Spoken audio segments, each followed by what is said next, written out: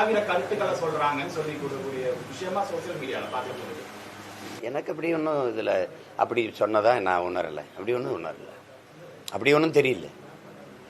அண்ணா அந்தப்பா மொழிப்போரில் ஏற்பட்ட புரட்சிக்கு பிறகு முதலமைச்சராக வந்ததுனால அவர் தீர்மானம் போடுறதா வருது. அது முடிக்கிறாங்க காட்சி, அவ்வளோதான்.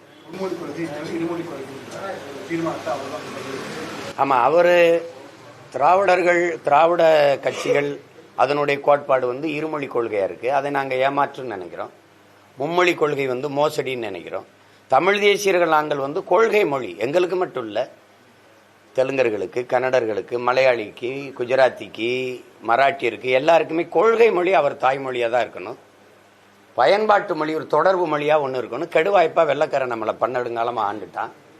பல நாடுகளில் அது தொடர்பு மொழியாக இருக்கிறதுனால நம்ம ஆங்கிலத்தை வச்சுக்கொள்ளலாம், பயன்பாட்டு மொழியாக வச்சுக்கலாம். மற்றபடி விரும்பினால் உலகில் எம்மொழியும் கற்கலாம். எங்கள் கோட்பாடு உலகில் எம்மொழியும் கற்போம் நாங்கள் வாழ, எம்மொழி தமிழ் கற்போம் எங்கள் இனம் வாழ. இது எங்கள் கோட்பாடு.